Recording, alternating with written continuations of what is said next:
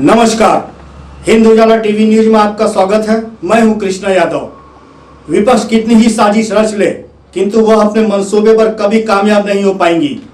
महाराष्ट्र की आघाड़ी सरकार अपना कार्यकाल पूरा करेंगी, ऐसा कहना है राष्ट्रवादी कांग्रेस पार्टी के अल्पसंख्यक विभाग के राष्ट्रीय अध्यक्ष शब्बीर विद्रोही का। हिंद उजाला टीवी न्यूज से बात करते हुए उन्होंने कहा कि देश का मुखिया ही झूठा है और जनता को बेवकूफ बनाया जा रहा है। शब्बीर विद्रोही ने केंद्र यूपी सरकार को आड़े हाथों लेते हुए कहा कि ये सरकारें अपने दायित्व का निर्वाह बरोबर नहीं कर रही है। देखिए, विपक्ष का काम क्या है? विपक्ष का दो ही काम है। एक तो सरकार पर सदन में सवाल उठाकर जनता के हितों में पूछना, और दूसरा सरकार को गड़बड़ करके खुद सत्ता में आने का काम करना। तो विपक्ष जो है नैतिक दायित्व का निर्वाह नहीं कर रही है। नैतिक दायित्व है कि सरकार अगर मगरूर हो, जनमानस की सेवा से दूर हो, नशे में अगर चूर हो, तो सदन के पटल पर सवाल को रखकर हम जनता के हितों की रक्षा की बात करते हुए सरकार को इसके तरफ यानी ध्यान दिलाने का काम करें, आकर्षित करने का काम करें। मगर महाराष्ट्र के अंदर एक अजीब सी चीज चल रही है। जिस तरह आप जानते हैं कि किसी के सामने से थाली छीन लिया जाए तो वो आदमी उतना व्याकुल होता है कि जब तक वो थाली छीन न ले उसे चैन नहीं मिलता है। और आज यही स्थिति है। आप ये समझ लीजिए कि हमारी सरकार को, जो अघाड़ी की सरकार है हमारे यहाँ विकास अघाड़ी की, उस महाराष्ट्र विकास अघाड़ी सरकार को गिराने के लिए ये एन केन प्रकेन सारी चीजें कर रहे हैं। आज अनिल देशमुख जी के ऊपर जो मुकदमा किया गया है उसकी ही एक कड़ी है। ये कड़ी है उसी के लिए है कि डिस्टरबेंस को पैदा करें, असंतोष को पैदा करें। और आज ये कोरोना काल में सहयोग देते हुए, जनता की सेवा न करते हुए आज किसी की आलोचना करने का समय नहीं है। आज समय है एक दूसरे को साथ लेकर के एक दूसरे की भलाई करने का, एक दूसरे की मदद करने का है। ये टिक्का टिप्पणी का नहीं है, ये सेवा भाव के साथ आगे बढ़ने का ये समय है। तो अब इसके लिए क्या किया जाए? अरे भाई, जिसकी जो सोच है उसे ये कर नहीं सकते। आपको मालूम है इनके सोच पर खुद नितिन गडकरी जैसे आदमी ने फटकारा है कि आप ये गलत कर रहे हैं। तो मानना यह है कि आज हमारे सरकार को गिराने के लिए ये सारी साजिश करते हैं। हमारे नेता ने भी कह दिया है कि सत्य जो है वह परेशान हो सकता है, पराजित नहीं हो सकता है। मैं आपको इस बारे में ज़्यादा कुछ नहीं कहना चाहता हूं, बल्कि मेरा अपना मानना है। और जो एक चीज़ के बीच में है जो मैं आपको साफ कह दूं कि बेचैन करके चैन से जीने नहीं देंगे। यानी ये हमें बेचैन कर रहे हैं, हमारी सरकार को बेचैन कर रहे हैं, तो बेचैन हम हैं, चैन से जीने नहीं देंगे। नफरत के बीज महाराष्ट्र में बोने नहीं देंगे।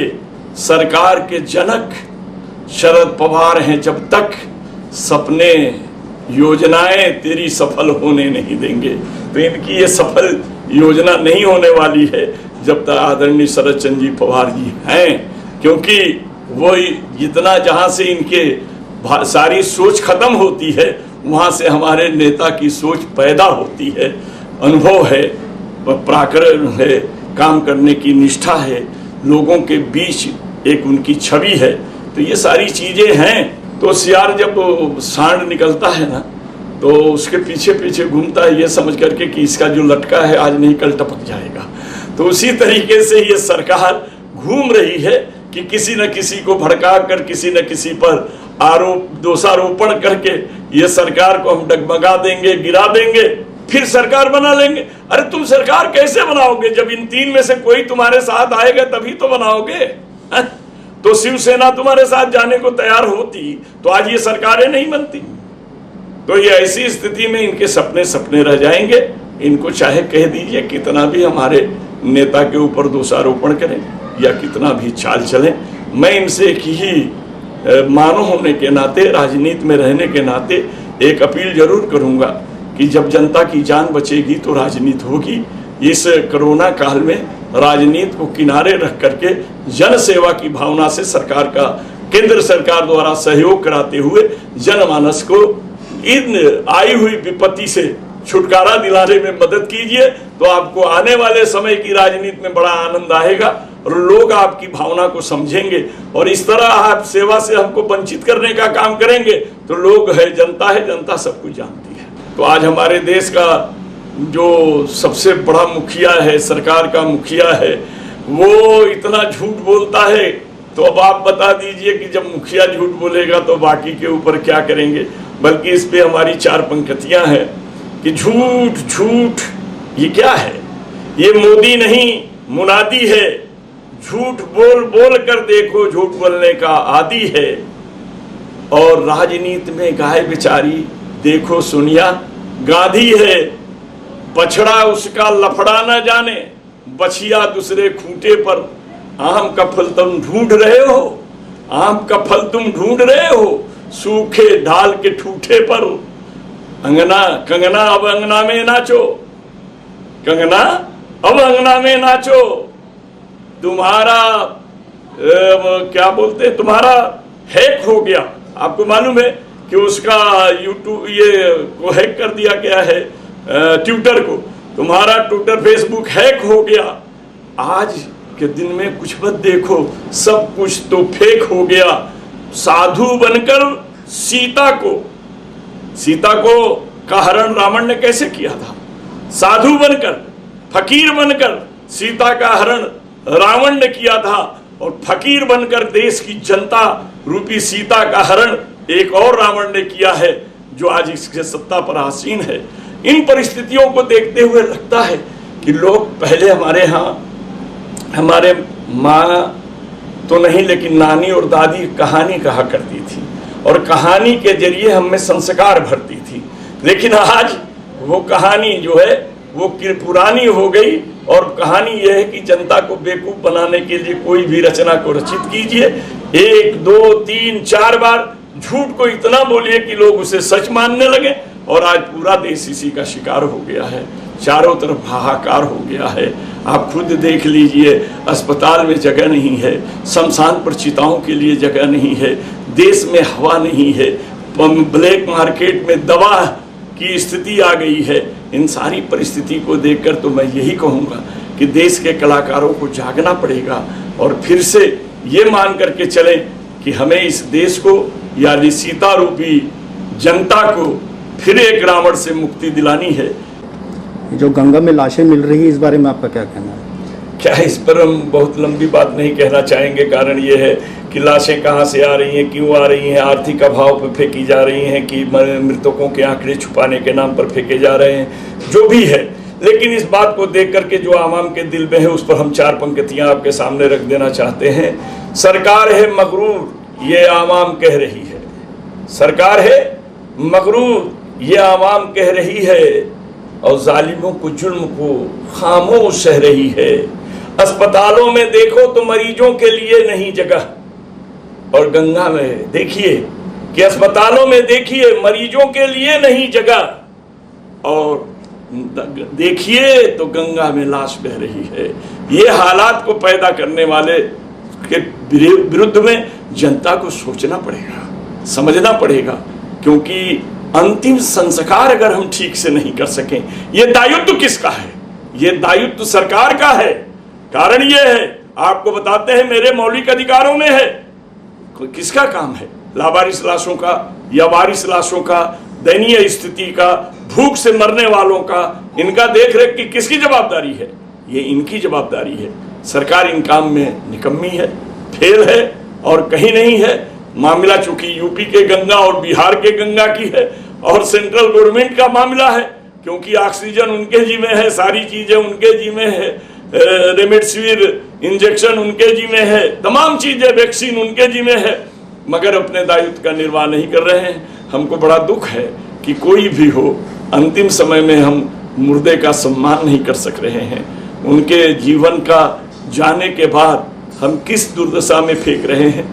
ये मानवता, मानव के साथ साथ मानवता की भी हत्या जैसी प्रतीक होती है, और हम सभी को मिलकर के इस बुरे स्थिति से देश को निकालना चाहिए, और देश को बचाएंगे तभी सब कुछ रहेगा। देश बचेगा तो हम बचेंगे। शब्बीर विद्रोही वर्तमान में कला सागर संस्था के अध्यक्ष भी है। कलाकारों को मूलभूत सुविधाएं एवं पेंशन दिलाने के लिए वे प्रयासरत है। उनका मानना है कि देश को बचाना है तो कलाकारों को भी जागना होगा। उन्होंने शहर की जनता से कोविड नियमों का पालन करने की अपील भी की है। आप कला सागर के प्रेसिडेंट अभी रहे हैं, तो कलाकारों के लिए आपने क्या किया है विशेष? देखिए, हमको कला सागर में हम बहुत पहले से जुड़े थे, लेकिन लाइफ मेंबर हम 2003 में बने और प्रेसिडेंट हम अभी 2 साल हुआ। और जब बने उसके बाद से आपको पता है कोरोना काल जो है शुरू हो गया। कुछ करने का चेंज ऑफ रिपोर्ट इसके उसके चक्कर में थे। कलाकारों के लिए करने का क्या है? कलाकारों के लिए गवर्नमेंट से लड़ाई लड़ने का है, कला के क्षेत्र से प्रतिनिधि भेजने का होता है। सबसे पुरानी संस्था हमारी है, लेकिन आज तक यहाँ से नहीं गए। आपको मालूम है ये हमारी संस्था 79 से है, 1989 से है। अब इसके बावजूद भी कुछ नहीं है, रह गया कि अपने कला सागर को ऑल इंडिया के उसमें जो है साहित्यिक संस्था से एफिलेटेड करना है। फिर गवर्नमेंट के लिए हमारी कला सागर बहुत काम करती है।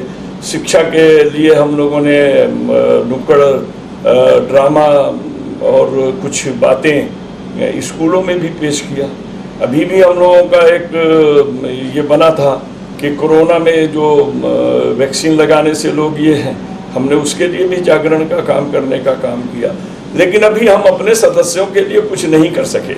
इसलिए नहीं कर सके कि जब से हम बने तब से अभी कोरोना काल में सरकार से मिलना जुलना ये वो अपना, और चूंकि आप जानते हैं कला सागर में सभी ज़्यादा से ज़्यादा 80% जो लोग हैं वो 60 बरस से ऊपर वाले हैं, और ऐसी स्थिति में आना जाना वर्जित था।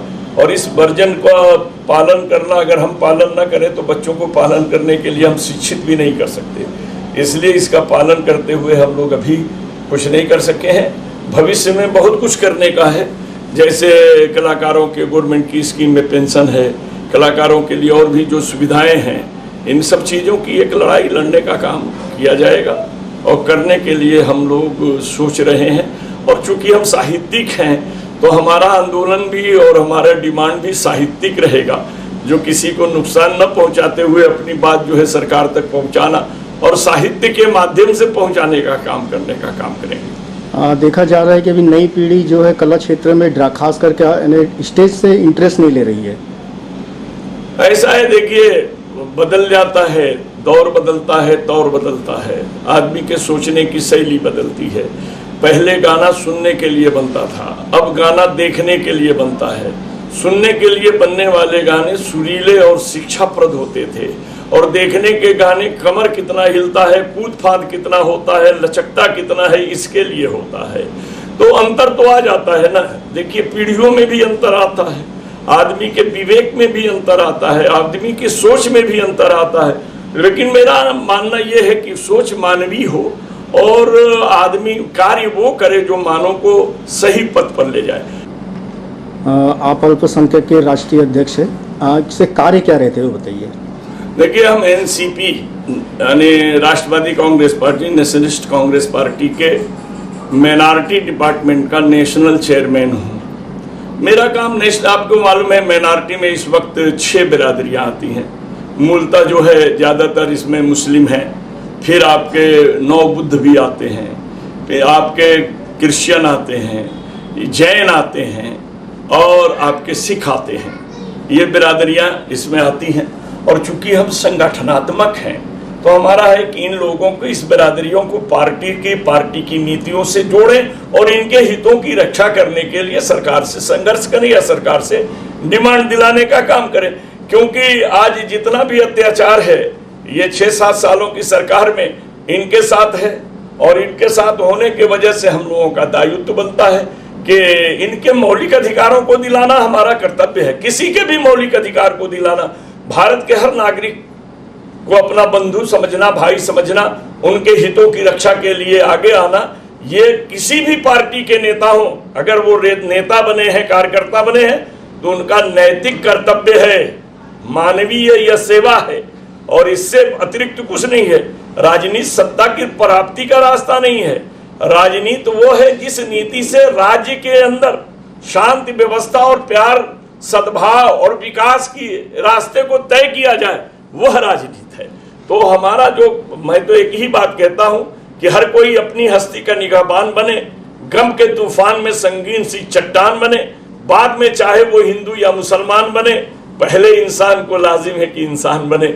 आदमी मानव बने, मानव बन करके मानवीय जीवन से लेकर के मानव से जुड़े हुए तमाम संस्कारों को बढ़ाते हुए, प्यार को बढ़ाते हुए भारत के हर नागरिक की सेवा करने की और सुरक्षा करने के दायित्व का निर्वाह करें। शहरवासियों को कोरोना के बारे में संदेश देंगे। जब शहरवासियों से कहेंगे कि सरकार की गाइडलाइन का पालन करें, स्वयं समझे, स्वयं को लेकर चले। देखिए, हम अगर नहीं अपने आप को सुदृढ़ करेंगे, अपने विचार को अगर हम मजबूत नहीं करेंगे और हम खुद होकर अगर कोरोना को नहीं हराएंगे तो दूसरा कोई नहीं हरा सकता है। हम सारे नागरिकों को एक साथ एक भाव से सरकारी गाइडलाइन के साथ साथ अपने विचार और विवेक से फैलने वाली कोरोना को रोकने के लिए सक्षम दूरी और जो भी इसके सूत्र हैं उनको अपनाना पड़ेगा। लोगों से विनती करनी पड़ेगी कि अगर बहुत अति आवश्यक न हो तो बाहर निकलने का काम न करें। अगर काम घर में रहकर जितना चल जाता है उसे चलाएं, क्योंकि हम बचेंगे तो लोगों को बचाएंगे, लोग बचेंगे तो देश बचेगा और देश बचेगा तो राजनीति होती रहेगी।